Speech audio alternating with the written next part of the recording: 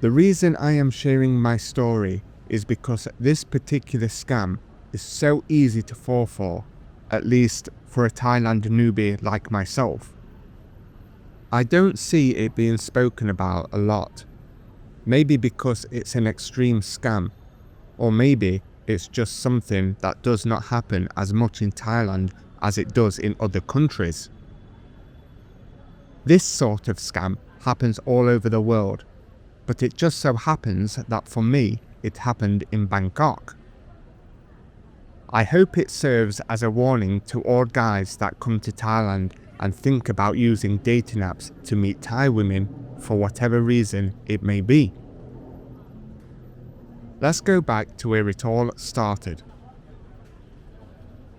I first arrived in Bangkok with a couple of friends that I work with. We had taken a 2-month break from our jobs and wanted to do a bit of travelling.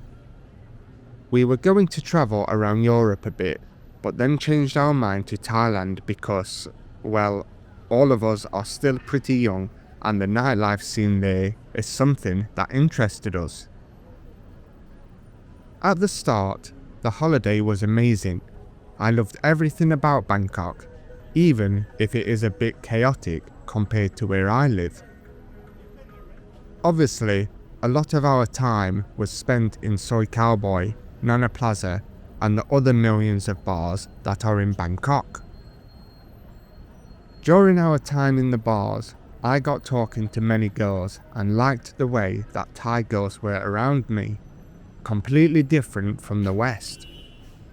Although I know their job in the bars is to keep you entertained, it was still nice to be able to get along with every girl, unlike back in my country. But comparing Thai girls to girls in my country is not even close. Everything about Thai women is different and better.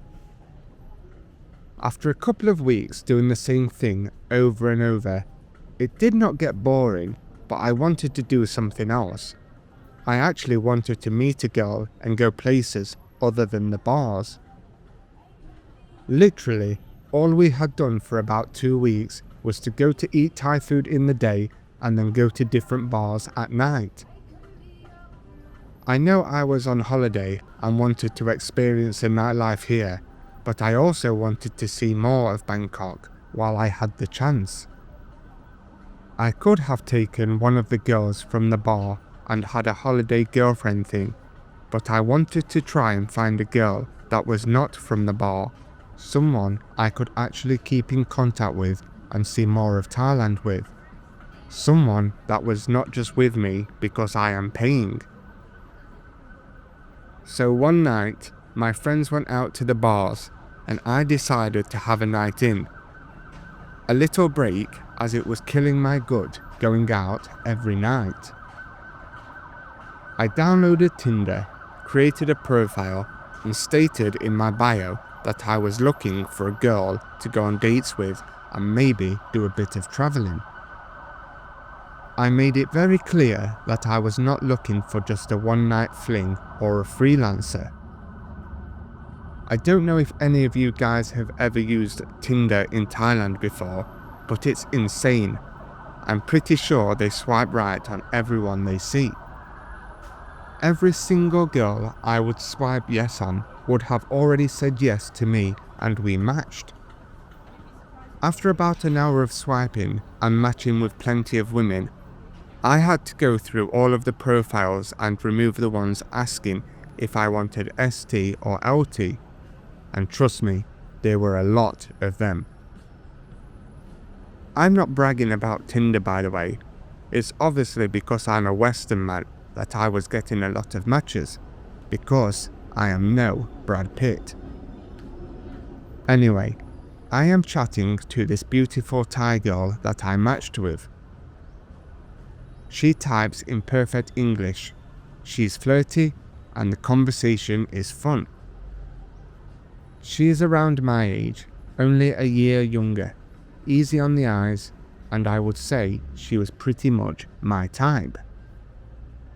I asked if she would be up for meeting tomorrow and we can go out for dinner, but she said she couldn't tomorrow However, the day after would be fine.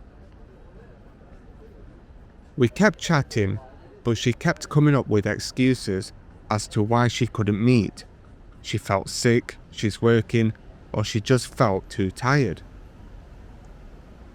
After a few days of chatting, I just told her straight, if we are not going to meet, then what's the point in us talking? I am not here long, so I don't want to waste time. It was pointless for me to keep talking to her if she wasn't going to meet me, because I was only planning on staying in Thailand for a month or so. She turned around and said that she wanted to meet me, but wanted to see who I really am, and she asked me for my Facebook. I did not think much of it at the time, but stupidly, I gave it to her, and we started talking there. Looking through her Facebook pictures, she seemed like a fun girl that likes to party. She also had a young daughter, but that did not bother me as I was only looking for a girl while I am there on holiday. She clearly wanted to make up for not meeting me because she started talking more explicitly and sending me pictures and videos of herself. She was telling me what she would like me to do in the bedroom and things like that. It was like I was talking to a different person than I had been for the last few days. She asked if I could send her some pictures and videos as well. I admit, I got caught up in the moment and sent her some private stuff, thinking that it was just between us. I probably should have thought about it a bit longer and realised that this could be a setup, but at the time, you don't really think about that. I figured it was just a bit of harmless fun, and she was just in the mood. I thought it would stay between me and her. I was so very wrong about that. We agreed to meet up the next night and go out for something to eat, get to know each other, and see what happens. I think that maybe she needed to see that I was real on Facebook before she actually took the time to come and meet me. When the next night came and it was time to meet up, I got to the restaurant on Sukhumvit Soy 11, half expecting her to message and cancel. But to my surprise, she arrived on time and looked absolutely amazing. We got along straight away. She was very bubbly and very talkative. In fact, it was hard for me to get a word in sometimes. She told me that she was born in Bangkok, has a little daughter, and works in a restaurant, not a bar. After we had some drinks and finished our food, she told me that one of her friends has a new bar that she had just turned into a karaoke bar and she wanted us to visit. This is where the start of the scam happened, but I was naive to it and didn't think anything of it. So I agreed for us to go to her friend's bar. We got a taxi and headed there. It was out of the way from where we were originally, up a dark, seedy street that looked like it hadn't been cleaned in years. When we finally got there, it was a big bar with lots of karaoke rooms. I had no idea if there were customers in the rooms or not, but you could hear the music. My lady greeted her friends in Thai and then led us to a room where two of her so-called friends joined us. I did not ask them to join us, but they were already in the bar, so they just followed. I assumed they all knew each other. I ordered a drink for me and my girl. Her two friends already had drinks, so I did not think to offer them one. And when the drinks came, they also brought a lot of plates of food.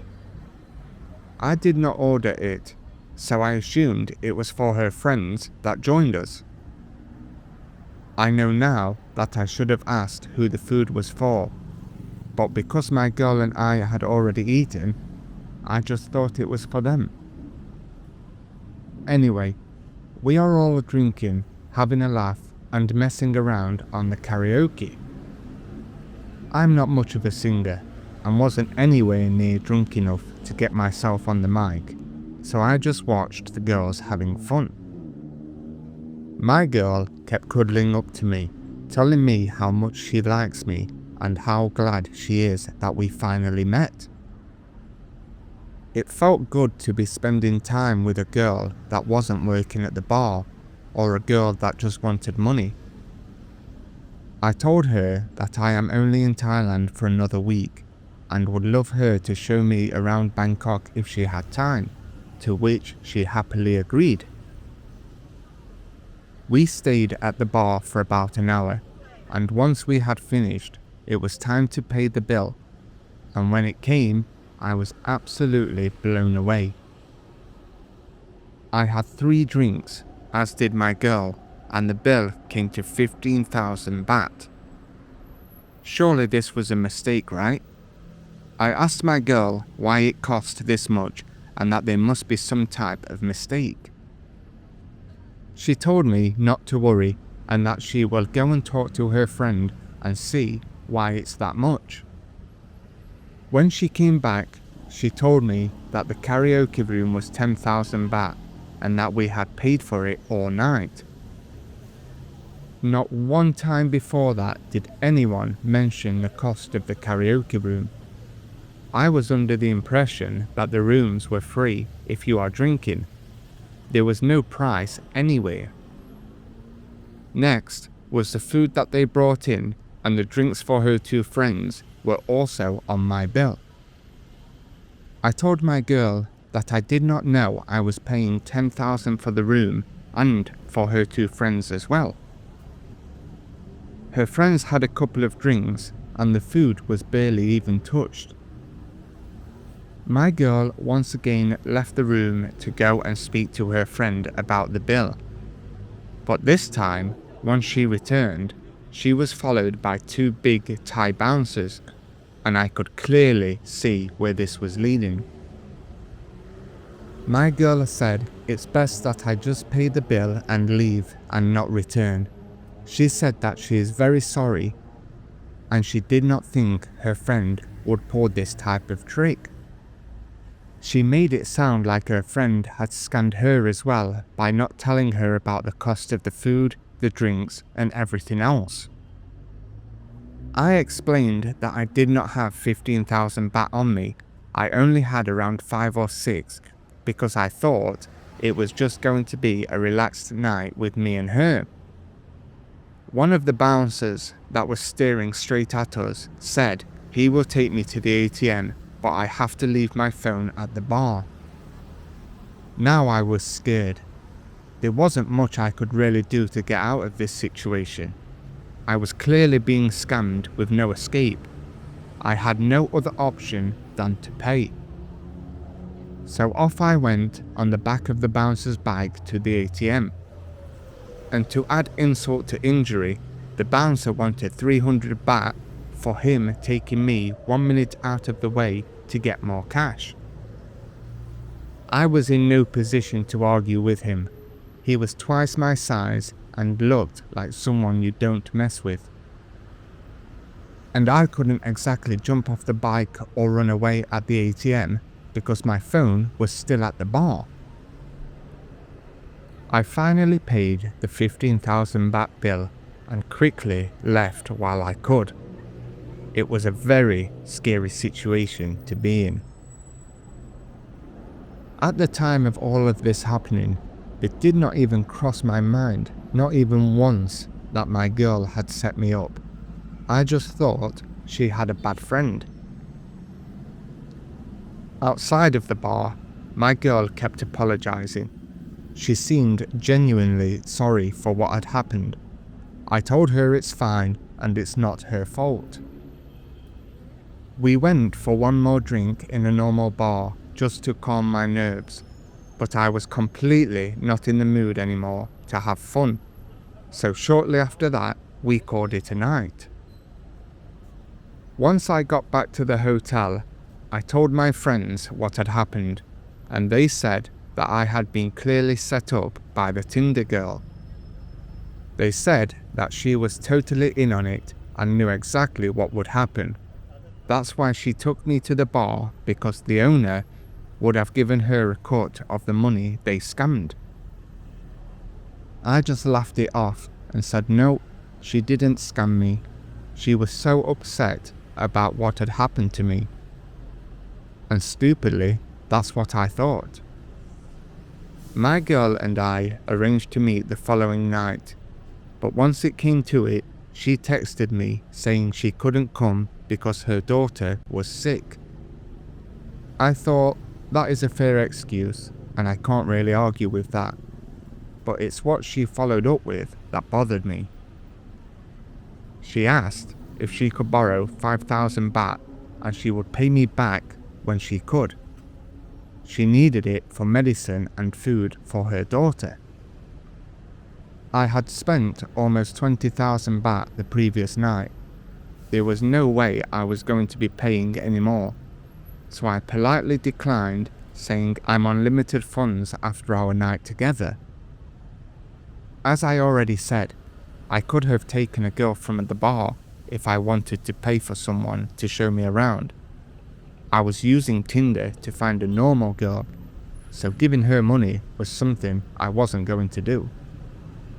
But after I refused, my God, she turned into the devil, replying, I thought you liked me. I knew you were a bad guy. You won't help me. I'm glad my friend scammed you.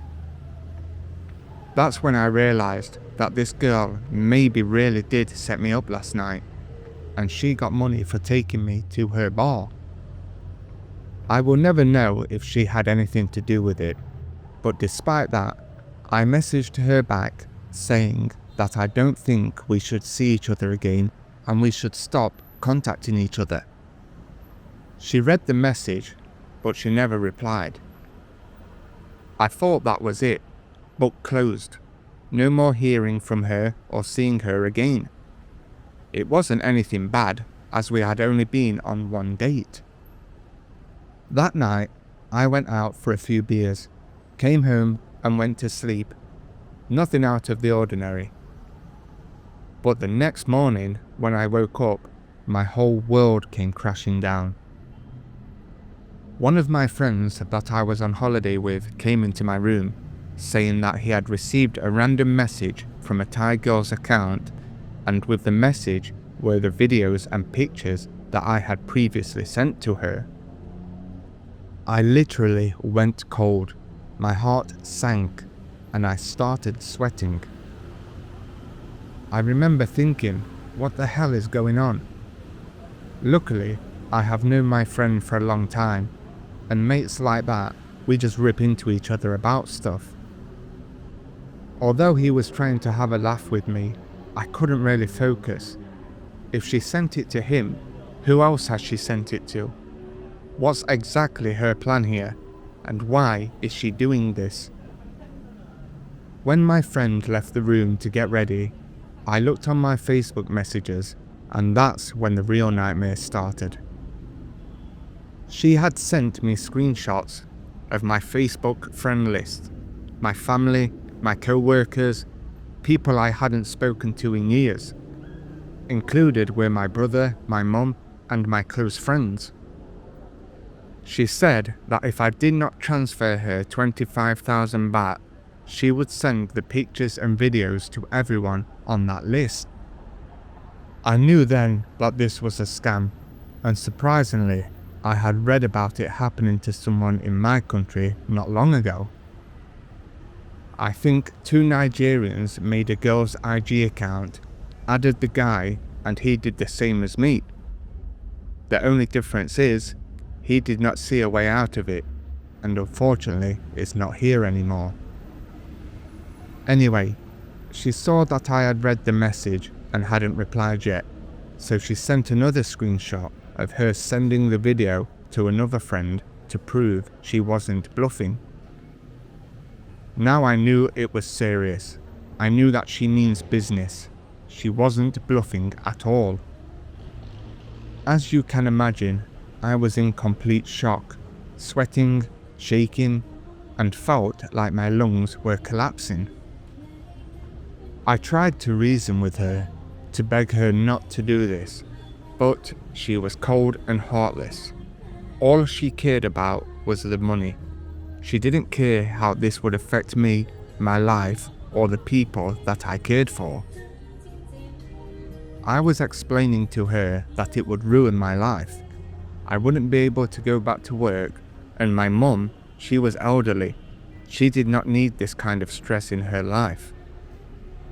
But again, she did not care, not even in the slightest, and kept demanding that I send her money. I told her I didn't have this kind of money, but she did not care. She told me to get the money by the end of the day. I told her I could send her 5,000 today, then some another day, and keep doing that until it all adds up to 25,000. I just needed to buy some time and figure out what I could do.